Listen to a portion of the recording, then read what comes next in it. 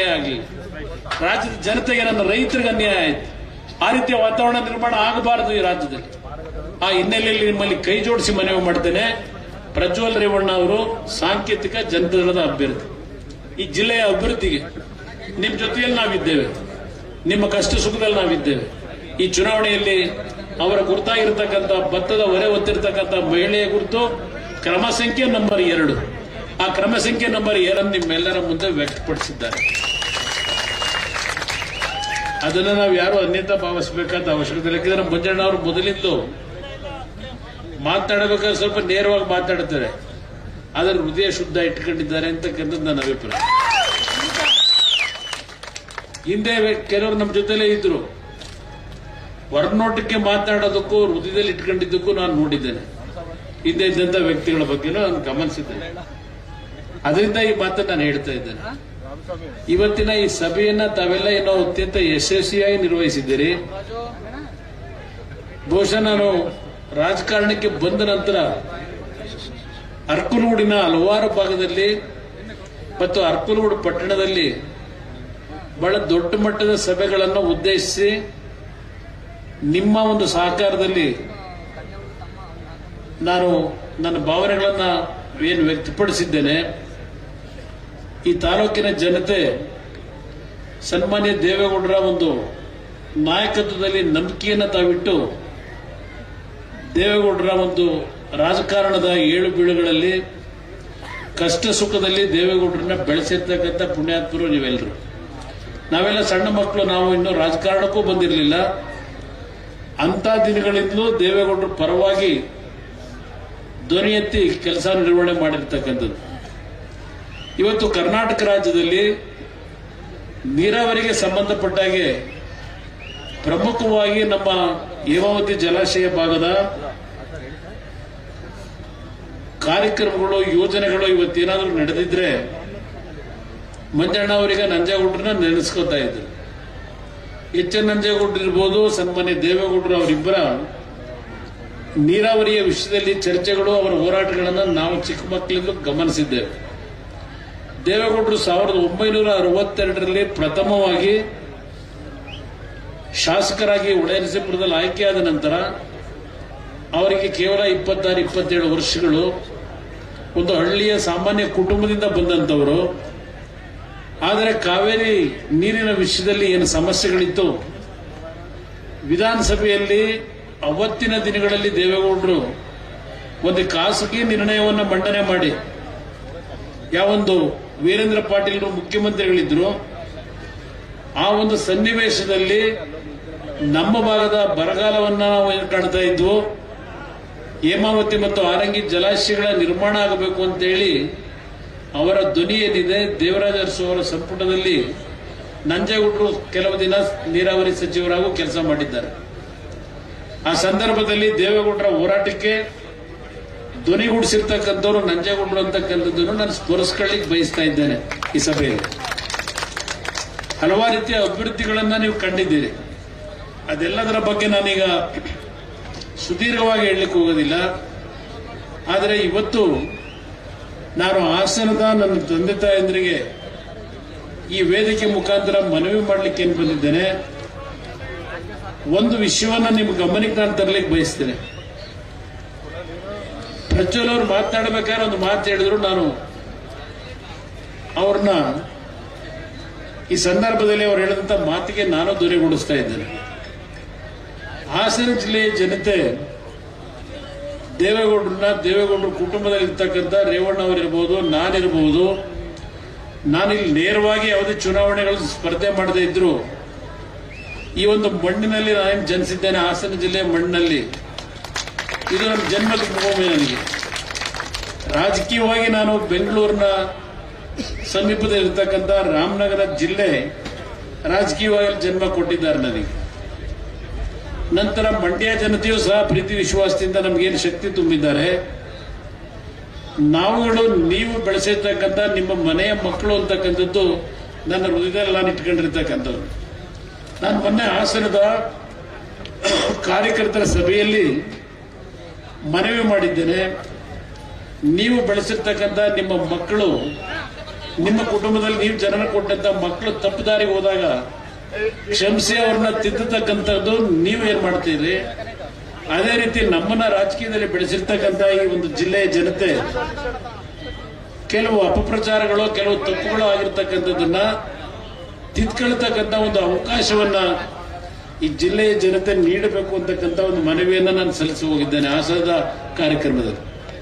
ಆದ್ರೆ ಒಂದು ಮಾತನ್ನ ಹೇಳ್ತೇನೆ, ಜಿಲ್ಲೆಯ ಜನತೆಗೆ ನಮ್ಮ ಕುಟುಂಬದಿಂದ ದ್ರೋಹ ಆಗಿಲ್ಲ, ಜಿಲ್ಲೆಗಷ್ಟೇ ಅಲ್ಲ ಇಡೀ ರಾಜ್ಯದ ಜನತೆಗೆ ದ್ರೋಹ ಆಗಿಲ್ಲ ಅಂತಕ್ಕಂಥದ್ದನ್ನ ಬಹಳ ಸ್ಪಷ್ಟವಾಗಿ ಹೇಳ್ತಾ ಇದ್ದೇನೆ. ನಮ್ಮ ಮಂಜಣ್ಣ ಅವರ ಒಂದು ವಿಷಯವನ್ನ ನೆನಪಿಸ್ಕೊಂಡ್ರಿ. 1989 ದೇವೇಗೌಡರು 2 ಕಡೆ ಚುನಾವಣೆ ನಿಂತು ಹೊಳೆನರಸೀಪುರ ಮತ್ತು ಕನಕಪುರ ವಿಧಾನಸಭಾ ಕ್ಷೇತ್ರ ಚುನಾವಣೆಯಲ್ಲಿ ಸೋತಂತ ದಿನಗಳು. ನಂತರ 91ರಲ್ಲಿ ನಡೆದಂತ ಲೋಕಸಭೆ ಚುನಾವಣೆಯಲ್ಲಿ ಹಲವಾರು ರೀತಿಯ ಒಂದು ದೊಡ್ಡ ಮಟ್ಟದ ಚುನಾವಣೆ ಅದು. ದೇವೇಗೌಡರ ಹತ್ರ ಹಣ ಇಲ್ಲ, ಎಲ್ಲ ಕಡೆ ಸೋತಿದ್ದಾರೆ. ಅಂತ ಒಂದು ಸನ್ನಿವೇಶದಲ್ಲಿ ಏನು ಕೇವಲ 3 ಕ್ಷೇತ್ರದಲ್ಲಿ ಮಾತ್ರ ಬಹುಮತ ಬಂದಂತದ್ದೇನಿದೆ, ಆ 3 ಕ್ಷೇತ್ರದಲ್ಲಿ ಅರಕಲಗೂಡಿನ ಮಹಾಜನತೆ ದೇವೇಗೌಡರಿಗೆ ಪುನರ್ಜನ್ಮ ಕೊಟ್ಟಂತದ್ದನ್ನ ಇವತ್ತು ನಾನು ಸ್ಮರಿಸಿಕೊಳ್ಳಿ ಬಯಸ್ತೇನೆ. ಆಗ ನಾವಿನ್ನೂ ರಾಜಕಾರಣಕ್ಕೆ ಬಂದಿರಲಿಲ್ಲ. 89ರಲ್ಲಿ ದೇವೇಗೌಡರ ರಾಜಕೀಯವೇ ಮುಗಿದೋಯ್ತು ಅಂತಕ್ಕಂಥ ಸಂದರ್ಭದಲ್ಲಿ ಈ ತಾಲೂಕಿನ ಮಹಾಜನತೆ ಮಂಜಣ್ಣವರ ಸಂದರ್ಭದಲ್ಲಿ ದೇವೇಗೌಡರ ಪರವಾಗಿ ಚುನಾವಣೆ ನಡೆಸಿದ್ರು. ಅವರು ಬೇರೆ ಪಕ್ಷದಲ್ಲಿದ್ದರು. ದೇವೇಗೌಡರಿಗೋಸ್ಕರವಾಗಿ ಅವತ್ತು ಇಂಡಿಪೆಂಡೆಂಟ್ ಇದ್ರ, ಅವತ್ತು ಬೇರೆ ಪಕ್ಷದಲ್ಲಿರಲಿಲ್ಲ, ಇಂಡಿಪೆಂಡೆಂಟ್ ಆಗಿ ಪಕ್ಷೇತರರಾಗಿದ್ದಾಗ ದೇವೇಗೌಡರ ಕಷ್ಟ ಕಾಲದಲ್ಲಿ ದೇವೇಗೌಡರಿಗೆ ಸಹಕಾರ ಕೊಟ್ಟಂತದ್ದನ್ನು ನಾವು ಸ್ಮರಿಸಿಕೊಳ್ಳಲೇಬೇಕು. ಅದನ್ನ ಇವತ್ತು ಅವರೇನು ನೆನಪಿಸಿದ್ದಾರೆ, ಅದನ್ನು ನಾವ್ಯಾರು ಮರೀಲಿಕ್ಕೆ ಸಾಧ್ಯ ಇಲ್ಲ. ಅವತ್ತಿನ ಚುನಾವಣೆ ಬಹಳ ದೊಡ್ಡ ಚುನಾವಣೆ. ಕೊನೆಗೆ 48 ಗಂಟೆಗಳ ನಂತರ ಕೇವಲ 3,000 ಮತದಲ್ಲಿ ಗೆದ್ದರು ಅಂತಕ್ಕಂಥ ಘೋಷಣೆ ದೊಡ್ಡ ಹೋರಾಟ ಮಾಡಿ ಪಡಿಬೇಕಾಯ್ತು. ಆ ದಿನಗಳನ್ನು ನಾವು ಕಂಡಿದ್ದೇವೆ ಈ ಜಿಲ್ಲೆಯಲ್ಲಿ. ಅದಾದ ನಂತರ 4 ವರ್ಷದಲ್ಲಿ ನಿಮ್ಮೆಲ್ಲರ ಆಶೀರ್ವಾದ, ಮುಖ್ಯಮಂತ್ರಿನೂ ಆದರೂ ಪ್ರಧಾನಮಂತ್ರಿಗಳೂ ಆಗಿ ಒಬ್ಬ ಮಣ್ಣಿನ ಒಬ್ಬ ರೈತನ ಮಗ ದೇಶವನ್ನು ಆಳಬಹುದು ಅಂತಕ್ಕಂಥದ್ದನ್ನ ನಿರೂಪಿಸಿದಂಥದ್ದು ಈ ಜಿಲ್ಲೆಯ ನಿಮ್ಮ ಶಕ್ತಿ ಏನು ಅಂತಕ್ಕಂಥದ್ದನ್ನ ಆ ಸಂದರ್ಭದಲ್ಲಿ ನಾವು ಕಂಡಿದ್ದೇವೆ. ಇವತ್ತು ಈ ಒಂದು ಚುನಾವಣೆ ನಡೀತಾ ಇದೆ. ಕೆಲವು ಹೆಣ್ಣುಮಕ್ಕಳು ತಾಯಿದರು ಕೂತಿದ್ದೀರಿ. ಕಾಂಗ್ರೆಸ್ನ ಸರ್ಕಾರ ಏನ್ ಬಂದಿದೆ, ನಾನು ಕಾಂಗ್ರೆಸ್ ಅಧಿಕಾರಕ್ಕೆ ಬಂದಿರೋದಕ್ಕೆ ನಮಗೇನು ಅಸೂಯೆ ಇಲ್ಲ. ಆದ್ರೆ ಅವರು ಹೋಗ್ತಾ ಇರತಕ್ಕಂಥ ಮಾರ್ಗದ ಬಗ್ಗೆ ಎಲ್ಲೋ ಒಂದು ಕಡೆ ನಮಗೆ ಮುಂದೆ ರಾಜ್ಯ ಯಾವ ಪರಿಸ್ಥಿತಿಗೆ ಇವರು ತೆಗೆದುಕೊಂಡು ಹೋಗಬಹುದು ಅಂತಕ್ಕಂಥದ್ದು ನನ್ನ ಅಭಿಪ್ರಾಯ. ಚುನಾವಣೆಗಿಂತ ಮುಂಚೆ ನಿಮ್ಮೆಲ್ಲರಿಗೆ ಗೊತ್ತಿದೆ, ಮೇಕೆದಾಟಿನಿಂದ ಒಂದು ಪಾದಯಾತ್ರೆ ಮಾಡಿದ್ರು ಕನಕಪುರದ ಸಂಗಮ ಏನೋ ಒಂದು ಸ್ಥಳದಿಂದ. ನಮ್ಮ ನೀರು ನಮ್ಮ ಹಕ್ಕು ಅಂತ ಹೇಳಿದ್ರು.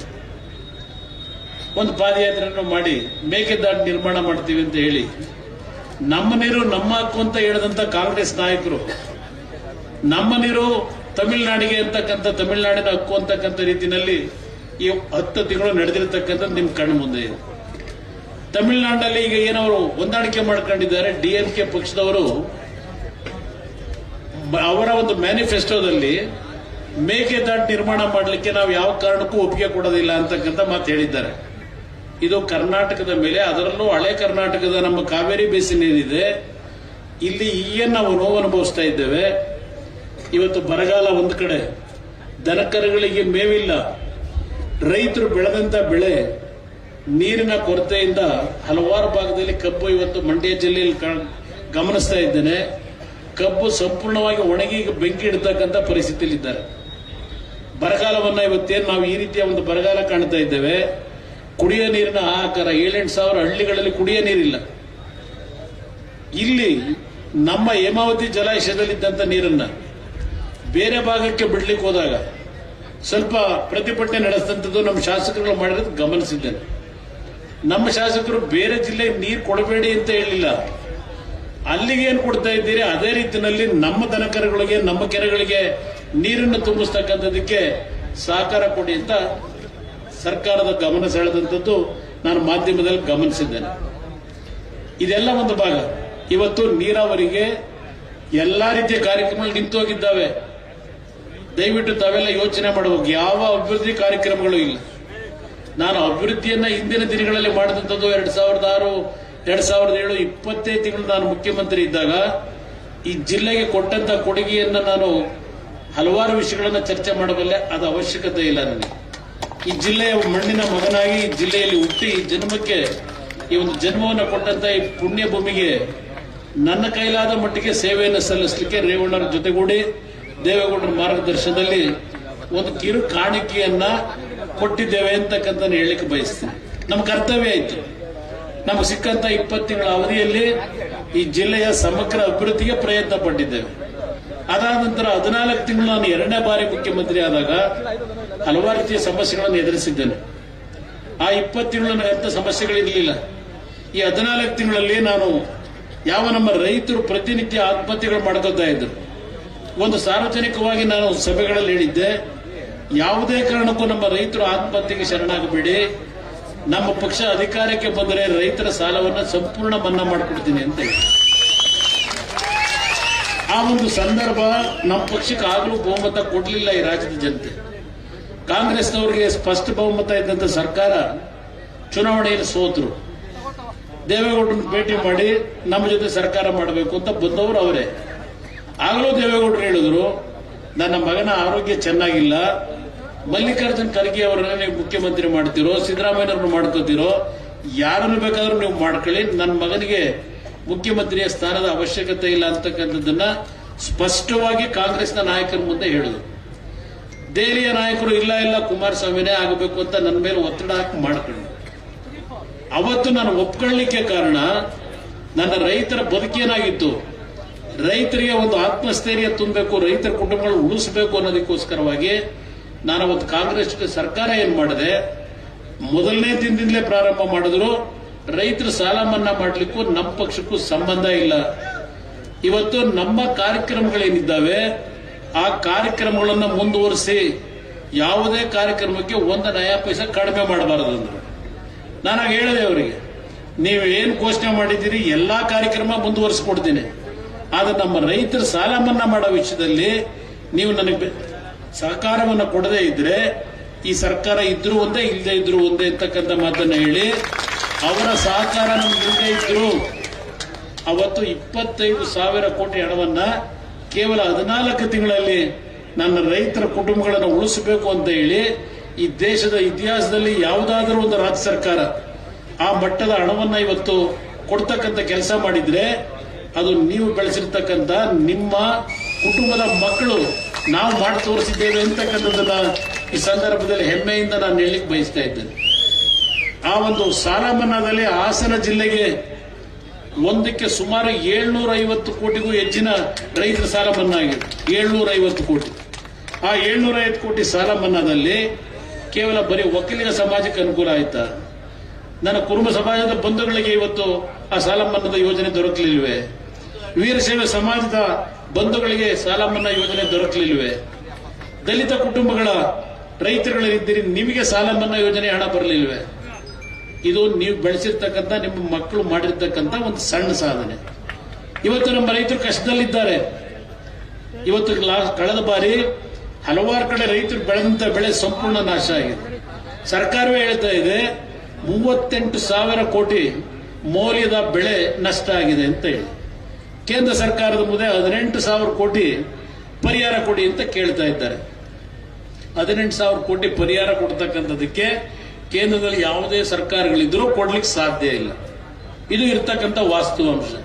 ಈಗ ನಾನು ರೈತರ ಸಾಲ ಮನ್ನಾ ಮಾಡಿದಾಗ ನರೇಂದ್ರ ಮೋದಿ ಅವ್ರ ಮುಂದೆ ಹೋಗಿ ನಿಂತ್ಕೊಂಡ ನಮ್ಮ ರೈತರ ಸಾಲ ಮನ್ನಾ ಮಾಡ್ತೀನಿ ಅಂತ ಘೋಷಣೆ ಮಾಡಿಬಿಟ್ಟಿದ್ದೀನಿ, ನೀವು ಹೆಚ್ಚಿನ ರೀತಿಯಲ್ಲಿ ನಮಗೆ ಆರ್ಥಿಕವಾಗಿ ನೆರವು ಕೊಡಬೇಕು ಅಂತ ನರೇಂದ್ರ ಮೋದಿ ಮುಂದೆ ಹೋಗಲಿಲ್ಲ. ನಮ್ಮ ರಾಜ್ಯದ ಜನತೆ 6.5 ಕೋಟಿ ಜನತೆ ನೀವು ಕಟ್ಟತಕ್ಕಂಥ ತೆರಿಗೆ ಹಣ ರಾಜ್ಯ ಸರ್ಕಾರಕ್ಕೆ ಏನು ಬರುತ್ತೆ? ನಿಮ್ಮ ಹಣವನ್ನ ನಿಮಗೆ ದಾರಿ ಎರೆದಿದ್ದೇನೆ 25,000 ಕೋಟಿ ಸಾಲ ಮನ್ನಾ ಮಾಡಿ.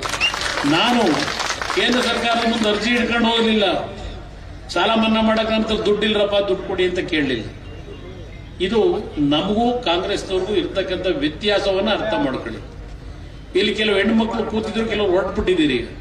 ನಾನು ನಿಮ್ಮ ಕುಟುಂಬದ ತಾಯಂದರಿಗೆ, ಮಹಿಳೆಯರಿಗೆ ನಾನು ನಿಮ್ಮ ಮುಖಾಂತರ ಮನವಿ ಮಾಡೋದು, ಆಯ್ತಪ್ಪ, ಇದೆಂಥದ್ದು 5 ಗ್ಯಾರಂಟಿ ಹೇಳ್ತಾ ಇದ್ದಾರಲ್ವೇ, 5 ಗ್ಯಾರಂಟಿಯಿಂದ ನಿಮ್ಮ ಆರ್ಥಿಕ ಶಕ್ತಿ ಎಷ್ಟು ಮಟ್ಟಕ್ಕೆ ಬೆಳೆದಿದೆ?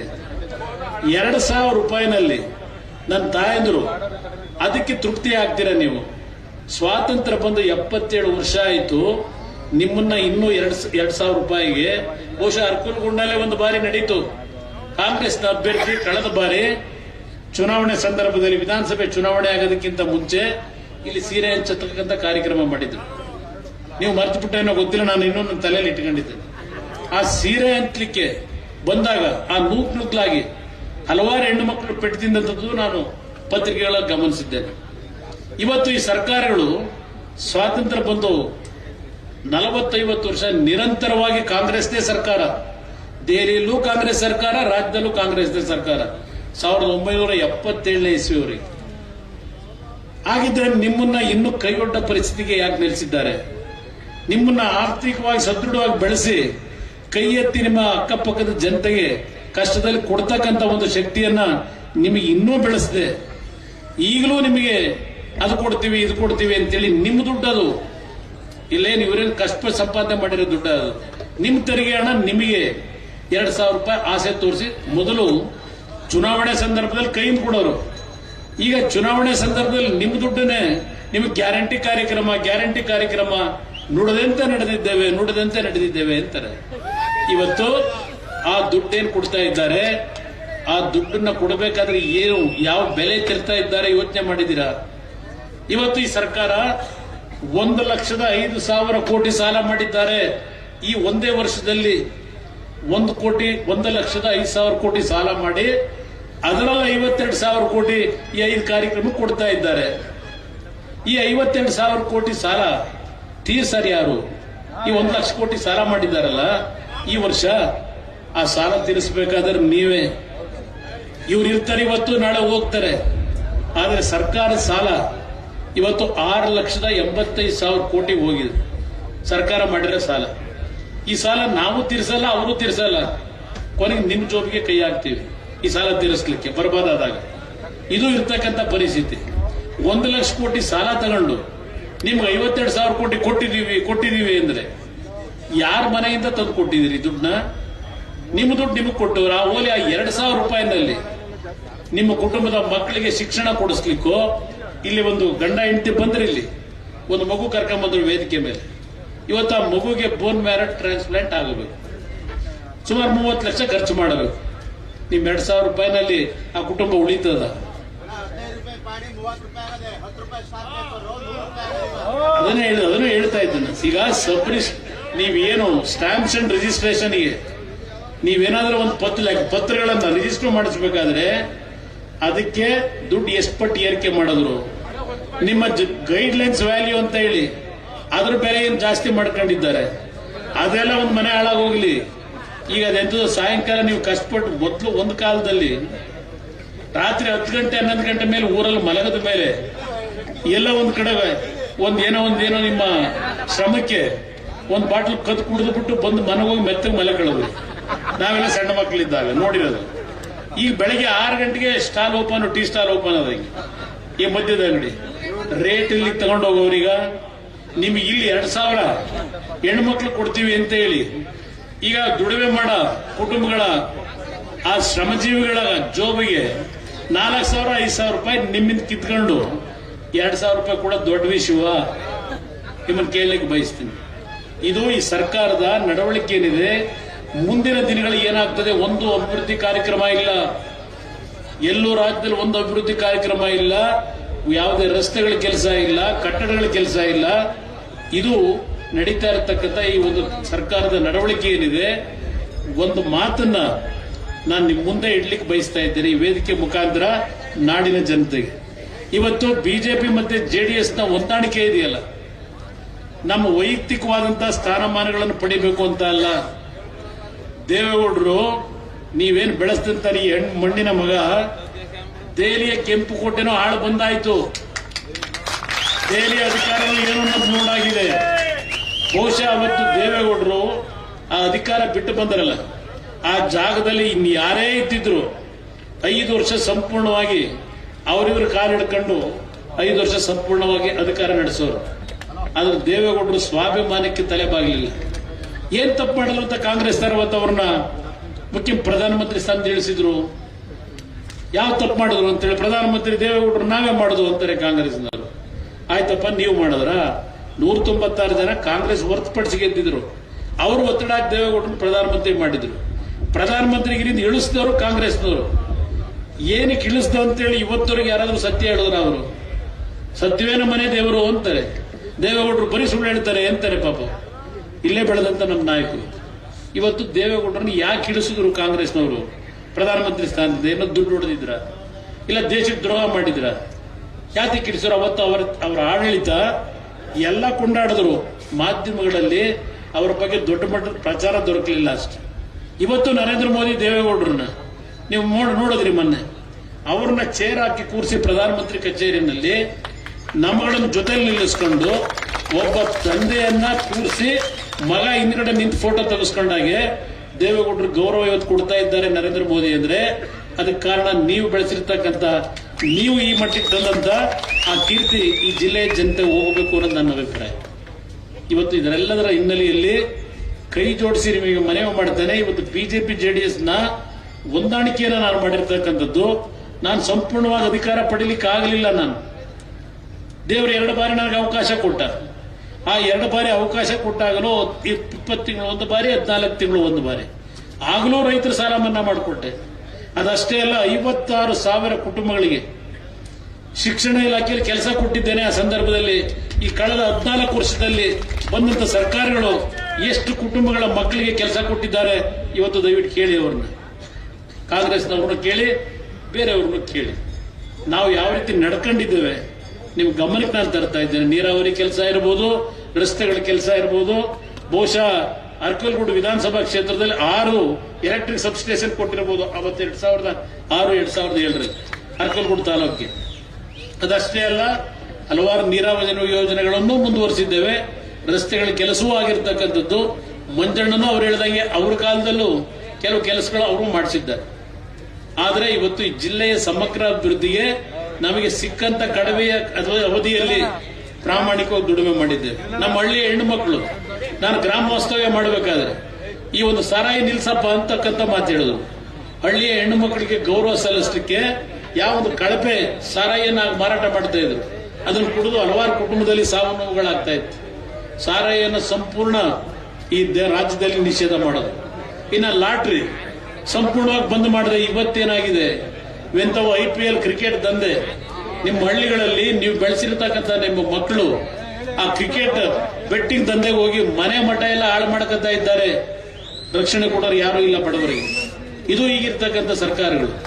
ಇವತ್ತು ನಾನು ಈ ಒಂದು ಮೈತ್ರಿಗೆ ನಾವು ತೀರ್ಮಾನ ಮಾಡಿದ್ದು, ಸ್ವತಂತ್ರವಾಗಿ ನಮಗೆ 5 ವರ್ಷ ಸರ್ಕಾರ ಕೊಟ್ಟಿದ್ರೆ ಇವತ್ತು ಈ ರಾಜ್ಯವನ್ನ ದೇಶದಲ್ಲೇ ಮೊದಲನೇ ಸ್ಥಾನದಲ್ಲಿ ತೆಗೆದುಕೊಂಡು ಹೋಗ್ತಕ್ಕಂಥ ಎಲ್ಲಾ ರೀತಿಯ ಆರ್ಥಿಕ ಶಕ್ತಿ ಈ ನಾಡಿನ ಜನತೆ ಸರ್ಕಾರ ಕೊಟ್ಟಿದ್ದಾರೆ. ನಾವು ದುಡ್ಡಿಗೆ ಇನ್ನೊಬ್ಬರ ಮುಂದೆ ಹೋಗಿ ಕೈ ಬೊಟ್ಟು ಬೇಡಬೇಕಾಗಿಲ್ಲ. ನಮ್ಮ ತೆರಿಗೆ, ನಮ್ಮ ದುಡ್ಡು ಎಲ್ಲ ಘೋಷಣೆ ಮಾಡ್ಕೊಂಡು ಹೊರಟವರಲ್ಲ. ಈ ಘೋಷಣೆಯಿಂದ ದುಡ್ಡು ಬರಲ್ಲ, ಈ ಘೋಷಣೆಗಳಿಂದ ದುಡ್ಡು ಸಿಗಲ್ಲ. ನಿಮಗೆ ರಾಜಕೀಯ ಇದ್ರಲ್ಲೂ ನಿಮ್ಮ ಯೋಗ್ಯತೆಗೆ ಸರ್ಕಾರ ನಡೆಸಬೇಕಾದ್ರೆ ನೀವು ನಮ್ಮ ನಾಡಿನ ಜನತೆ ಕೊಟ್ಟಿರ್ತಕ್ಕಂಥ ತೆರಿಗೆ ಹಣವನ್ನ ಲೂಟಿ ಹೊಡಿದೆ. ಎಂಥವು ಪರ್ಸೆಂಟೇಜ್ಗಳವಲ್ಲ, 40%, 50% ಕಾಂಟ್ರಾಕ್ಟರ್ಗಳಿದ್ರೆ ಅನುಭವಿಸಿದ್ರಿ. ರೇವಣ್ಣ ಲೋಕೋಪಯೋಗಿ ಮಂತ್ರಿ ಇದ್ದಾಗ, ನಾನು ಮುಖ್ಯಮಂತ್ರಿ ಇದ್ದಾಗ, ಯಾರಾದರೂ ಒಬ್ಬ ಕಾಂಟ್ರಾಕ್ಟರು ನಿಮ್ಮ ಕೆಲಸ ಮಾಡಿದಂತ ಬಿಲ್ ಅನ್ನ ಪಡಿಬೇಕಾದ್ರೆ, ದುಡ್ಡು ಪಡಿಬೇಕಾದ್ರೆ ಒಂದು ಬಿಡಗಾಸನ್ನ ಏನಾದರೂ ಪರ್ಸೆಂಟೇಜ್ ಲೆಕ್ಕದಲ್ಲಿ ಕೊಡಿ ಅಂತ ಕೇಳಿದ್ವ. ಮನೆ ಬಾಗಿಲಿ ಪ್ರತಿ ತಿಂಗಳು 30ನೇ ತಾರೀಕು ಕಾಂಟ್ರಾಕ್ಟರ್ಗಳು ಮನೆಗೆ ದುಡ್ಡು ಕೊಡಿಸುವ. ಇದು ನಾವು ಮಾಡಿರ್ತಕ್ಕಂಥ ಕೆಲಸ. ಇನ್ನೊಬ್ರು ತಲೆ ಹೊಡೆಯೋ ಕೆಲಸ ಮಾಡಲಿಲ್ಲ, ಪ್ರಾಮಾಣಿಕವಾಗಿ ದುಡಿಮೆ ಮಾಡಿದ್ದೇವೆ. ಅದರಿಂದ ಇವತ್ತು ಈ ರಾಜ್ಯದಲ್ಲಿ ಇರ್ತಕ್ಕಂಥ ಸಮಸ್ಯೆಗಳು, ರೈತರ ಸಮಸ್ಯೆಗಳಿಗೆ ಏನಾದರೂ ಮಾಡಿ ಇವತ್ತು ನಾವು ಕೇಂದ್ರದಲ್ಲಿ ನರೇಂದ್ರ ಮೋದಿ ಅವರು ಪ್ರಧಾನಮಂತ್ರಿ ಆಗೋದನ್ನ ಯಾರೂ ತಪ್ಪಿಸ್ಲಿಕ್ಕಾಗಲ್ಲ ಅಂತಕ್ಕಂಥದ್ದು ದೇಶದಲ್ಲಿ ಇವತ್ತೇನು ಚರ್ಚೆ ಮಾಡ್ತಾ ಇದ್ದಾರೆ. ಇವತ್ತು ನಾವು ತೀರ್ಮಾನ ಮಾಡಿದ್ದು, ವಿರೋಧ ಪಕ್ಷದಲ್ಲಿ ಬರೀ ವೇದಿಕೆ ಮೇಲೆ ಭಾಷಣ ಮಾಡೋದ್ರಿಂದ ನಿಮ್ಮ ಕಷ್ಟವನ್ನು ಬಗೆಹರಿಸಲಿಕ್ಕೆ ಸಾಧ್ಯ ಇಲ್ಲ. ಇದೆಲ್ಲ ನೋಡಿದ್ದೇನೆ. ಇವತ್ತು ಅಲ್ಲಿ ಕೇಂದ್ರದಲ್ಲಿ ಅವರು ಸರ್ಕಾರ ಮಾಡತಕ್ಕಂಥ ಪರಿಸ್ಥಿತಿನಲ್ಲಿ ನಮಗೆ ಇವತ್ತೇನು ಶಕ್ತಿ ಇಲ್ಲ. ಆ ಶಕ್ತಿಯನ್ನ ಇವತ್ತು ಪಡಿಬೇಕು ಅಂತ ಹೊರಟಿರೋದು ವೈಯಕ್ತಿಕವಾದ ನನ್ನ ಸ್ಥಾನಮಾನಕ್ಕಲ್ಲ. ನಾನು ಎಷ್ಟು ವರ್ಷ ಬದುಕಿರ್ತೀನೋ ಗೊತ್ತಿಲ್ಲ, 3ನೇ ಬಾರಿ ಮೊನ್ನೆ ಆಪರೇಷನ್ ಮಾಡಿಸ್ಕೊಂಡ್ಬಂದು ಕಳೆದ 10 ದಿನದಿಂದ ನಾನೇನು ಹೋರಾಟ ಮಾಡ್ತಾ ಇದ್ದೇನೆ. ಈ ಶಕ್ತಿ ಈ ನಾಡಿನ ಹಲವಾರು ಬಡ ಕುಟುಂಬದ ನನ್ನ ತಾಯಂದಿರು ಅರಸಿ ಇವತ್ತಿನ್ನೂ ಆ ಶಕ್ತಿ ಉಳಿಸ್ಕೊಂಡಿದ್ದೇನೆ. ಆ ಭಗವಂತ ನಾನು ಉಳಿಸಿದ್ದಾನೆ. 3 ಬಾರಿ ಇವತ್ತೇನು ಜೀವ ಪಡೆದಿದ್ದೇನೆ, ಮರುಜನ್ಮ ಪಡೆದಿದ್ದೇನೆ. ನನ್ನ ಮುಂದೆ ಇರ್ತಕ್ಕಂಥದ್ದು ಯಾವ ರೈತರ ಬಗ್ಗೆ ಕೆಲವು ಕಾರ್ಯಕ್ರಮಗಳನ್ನು ಕೊಡ್ತಕ್ಕಂಥದ್ರಲ್ಲಿ ಕೇಂದ್ರ ಸರ್ಕಾರವು ಇವತ್ತು ಸಹ ಕೆಲವು ನಿರ್ಲಕ್ಷ್ಯ ಇದೆ. ರೈತರ ಬಗ್ಗೆ ಇವತ್ತು ಉತ್ತಮವಾದ ಕಾರ್ಯಕ್ರಮಗಳನ್ನು ಅನುಷ್ಠಾನಕ್ಕೆ ತರಲಿಕ್ಕೆ ದೇವೇಗೌಡರ ಮಾರ್ಗದರ್ಶನದಲ್ಲಿ ನನ್ನ ರೈತರ ಧ್ವನಿಯಾಗಿ ಈ ನಾಡಿನಲ್ಲಿ, ಈ ದೇಶದಲ್ಲಿ ರೈತರಿಗೆ ಯಾವ ರೀತಿಯ ಕಾರ್ಯಕ್ರಮಗಳನ್ನ ಈ ದೇಶದಲ್ಲಿ ತರಬೇಕಾಗ್ತದೆ ಅದನ್ನ ಮನವೊಲಿಸ್ತಕ್ಕಂಥ ನಿಟ್ಟಿನಲ್ಲಿ ಕೇಂದ್ರ ಸರ್ಕಾರದಲ್ಲಿ ಇವತ್ತು ಕೆಲಸ ಮಾಡಿ ನಮ್ಮ ರೈತರ ಬದುಕನ್ನು ಸರಿಪಡಿಸಬೇಕು ಅನ್ನೋದಕ್ಕೋಸ್ಕರವಾಗಿ ನಾನು ಲೋಕಸಭಾ ಚುನಾವಣೆಯಲ್ಲಿ ನಿಂತಿದ್ದೇನೆ. ಇಲ್ಲದೇ ಇದ್ದಿದ್ರೆ ನಾನು ಲೋಕಸಭೆಯಲ್ಲಿ ನಿಲ್ಲಬೇಕಾದ ಅವಶ್ಯಕತೆ ಇರಲಿಲ್ಲ. ಇವತ್ತು ಮುಂದಿನ 12 ದಿನಗಳ ಕಾಲ 50 ಬಹಿರಂಗ ಸಭೆಗಳಿಗೆ ಭಾಗವಹಿಸ್ತಾ ಇದ್ದೇನೆ. ನಾನು ಮಂಡ್ಯದಲ್ಲಿ ಅರ್ಜಿ ಹಾಕಿ ಬಂದಿದ್ದೇನೆ. ಮಂಡ್ಯದಲ್ಲಿ ನಾನು ಗೆಲ್ಲಬೇಕು ಅಂತ ಹೇಳಿ ದಿನ ಹೋಗಿ ಮಂಡ್ಯದಲ್ಲಿ ಕೂತಿಲ್ಲ ನಾನು. ಇಡೀ ರಾಜ್ಯದಲ್ಲಿ ಇವತ್ತು ಈ ಪಕ್ಷವನ್ನ ಅಧಿಕಾರಕ್ಕೆ ತರಲಿಕ್ಕೆ NDA, ಬಿಜೆಪಿ ಮತ್ತು JDS ನ ಅಭ್ಯರ್ಥಿಗಳನ್ನ ಇವತ್ತು 28ಕ್ಕೆ 28 ನಿಮ್ಮ ಆಶೀರ್ವಾದದಲ್ಲಿ ಗೆಲ್ಲಬೇಕು ಅಂತಕ್ಕಂಥ ಒಂದು ಹೋರಾಟದಲ್ಲಿ ನಾನು ಮಂಡ್ಯದಲ್ಲಿ ಹೋಗಿ ಠಿಕಾಣಿ ಹೊಡ್ಕೊಂಡು ಕೂತಿಲ್ಲ, ನಾನೊಬ್ಬ ಗೆಲ್ಲಬೇಕು ಅಂತೇಳಿ.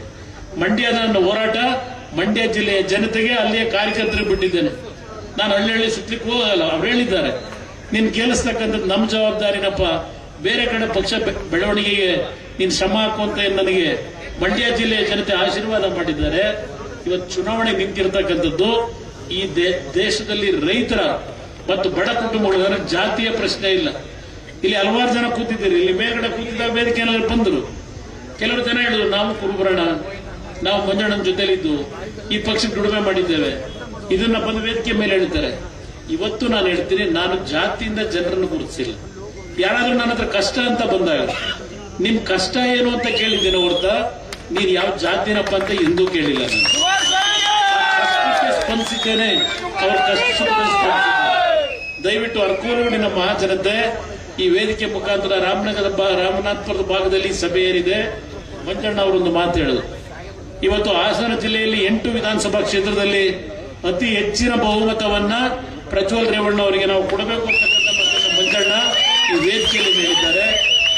ಈ ಒಂದು ಕ್ಷೇತ್ರದ ಅಭಿವೃದ್ಧಿ ರೇವಣ್ಣ ಅವರು, ನಾನು ಇಬ್ರು ಜೊತೆಗೂಡಿ ಮಂಜಣ್ಣ ಅವರು ಏನ್ ಆಗಬೇಕು ಅಂತ ಹೇಳ್ತಾರೆ ಆ ಎಲ್ಲಾ ಕಾರ್ಯಕ್ರಮಗಳನ್ನು ತಂದು ಕೊಡ್ತಕ್ಕಂಥದ್ದು ನಮ್ಮ ಜವಾಬ್ದಾರಿ. ಇನ್ನು ಒಂದು ವರ್ಷದಲ್ಲಿ ನಾನು ನಿಮ್ಗೆ ಹೇಳ್ತೀನಿ, ನಿಮ್ಮ ಮುಂದೆ ಈ ರಾಜ್ಯದಲ್ಲಿ ಹಲವಾರು ಬದಲಾವಣೆಗಳು ಬರ್ತವೆ. ಮತ್ತೆ ನೀವು ಬೆಳೆಸಿರ್ತಕ್ಕಂಥ ನಿಮ್ಮ ಮಕ್ಕಳ ಪಾಲಿಗೆ ಈ ನಾಡನ್ನ ಸೇವೆ ಸಲ್ಲಿಸ್ತಕ್ಕಂಥ ಈ ನಾಡಿನ ಬಡವರಿಗೆ ಯಾವುದೇ ಜಾತಿ ಇರಲಿ ಎಲ್ಲರ ಒಂದು ಸ್ವಾಭಿಮಾನದ ಬದುಕನ್ನ ನೀವು ನಿರ್ವಹಣೆ ಮಾಡತಕ್ಕಂಥ ರೀತಿಯ ಸರ್ಕಾರವನ್ನ ಇನ್ನು ಒಂದು ವರ್ಷದಲ್ಲಿ ತರ್ತಕ್ಕಂಥ ಒಂದು ದಿನ ದೂರ ಇಲ್ಲ. ಭಗವಂತ ಏನ್ ರಾಮನಾಥಪುರದ ಒಂದು ರಾಮನಾಥೇಶ್ವರಿಗೆ ರೇವಣ್ಣ ಅವರು ಪೂಜೆ ಸಲ್ಲಿಸಿ ಆಮೇಲೆ ಬನ್ನಿ ಅಂದ್ರು. ಅಲ್ಲಿ ಹೋಗಿ ಪೂಜೆ ಸಲ್ಲಿಸಿ ಬಂದಿದ್ದೇನೆ. ರಾಮನಾಥೇಶ್ವರ ಸ್ವಾಮಿಯ ಸನ್ನಿಧಾನದಲ್ಲಿ ಇವತ್ತೇನು ಪೂಜೆ ಮಾಡಿ ಬಂದಿದ್ದೇವೆ. ನಮ್ಮ ಬದುಕು ನಮ್ಮ ವೈಯಕ್ತಿಕ ಸ್ವಾರ್ಥಕ್ಕಲ್ಲ, ನಮಗೆ ಭಗವಂತ ಇವತ್ತು ಕೊಟ್ಟಿರ್ತಕ್ಕಂಥ ಈ ಒಂದು ಆಯಸ್ಸು ಈ ನಾಡಿನ ಪ್ರತಿ ಬಡ ಕುಟುಂಬಗಳ ನೆಮ್ಮದಿಯ ಬದುಕನ್ನು ತರಲಿಕ್ಕೆ ಈ ಆಯಸ್ಸು ನಮಗೆ ಭಗವಂತ ಕೊಟ್ಟಿದ್ದಾನೆ ಹೊರತು ನಮ್ಮ ಸ್ವಾರ್ಥಕ್ಕೆ ಅಲ್ಲ. ಇದನ್ನ ಬಹಳ ಸ್ಪಷ್ಟವಾಗಿ ನನಗೆ ಜನ್ಮ ಕೊಟ್ಟಿರ್ತಕ್ಕಂಥ ಈ ಒಂದು ಜನ್ಮಭೂಮಿಯಲ್ಲಿ ನಿಂತು ಈ ಮಾತೇನು ಹೇಳ್ತಾ ಇದ್ದೇನೆ. ಇದರಲ್ಲಿ ಯಾವುದೇ ರೀತಿಯ ಭಾವನಾತ್ಮಕವಾದಂತ ವಿಷಯ ಅಲ್ಲ. ನಾನು ಬಡವರ ಕಷ್ಟಗಳನ್ನು ನೋಡಿದ್ದೇನೆ. ಬಹುಶಃ ಈ ರಾಜ್ಯದಲ್ಲಿ ನನ್ನಷ್ಟು ಗ್ರಾಮ ವಾಸ್ತವ್ಯದ ಕಾರ್ಯಕ್ರಮಗಳನ್ನು ಹಳ್ಳಿಗಳಲ್ಲಿ ಮಾಡಿರ್ತಕ್ಕಂಥದ್ದಿರಬಹುದು. ಅದಷ್ಟೇ ಅಲ್ಲ, ಜನತಾ ದರ್ಶನದಲ್ಲಿ ಬೆಳಗ್ಗೆ 9 ಗಂಟೆ ಪ್ರಾರಂಭ ಮಾಡಿದ್ರೆ ರಾತ್ರಿ 1 ಗಂಟೆವರೆಗೂ ಮಾಡಿದ್ದೇನೆ ನಿರಂತರವಾಗಿ. ಬಡವರ ಕಷ್ಟ ಏನು ಅನ್ನೋದನ್ನು ನಾನು ಅರಿತುಕೊಂಡಿದ್ದೇನೆ. ಆ ಬಡವರ ಕಷ್ಟವನ್ನು ಯಾವ ರೀತಿ ಸರಿಪಡಿಸಬೇಕು, ಪ್ರತಿ ಕುಟುಂಬ ಸ್ವಾಭಿಮಾನದಿಂದ ಯಾವ ರೀತಿ ಬದುಕಬೇಕು, ಇದನ್ನ ಈ ರಾಜ್ಯದಲ್ಲಿ ತರಬೇಕು ಅನ್ನೋದಕ್ಕೋಸ್ಕರ ಆ ಭಗವಂತ ನನಗೆ 3ನೇ ಒಂದು ಜನ್ಮವನ್ನ ಮೊನ್ನೆ ಏನು ಕೊಟ್ಟಿದ್ದಾನೆ. ಇವತ್ತು ಈ ವೇದಿಕೆ ಮುಖಾಂತರ ಹೇಳ್ತಾ ಇದ್ದೇನೆ, ಕೈ ಜೋಡಿಸಿ ಮನವಿ ಮಾಡ್ತೇನೆ. ಎಸ್, ಕೆಲವು ವಿಷಯದಲ್ಲಿ ಕೆಲವು ತಪ್ಪುಗಳಾಗಿರ್ಬೋದು.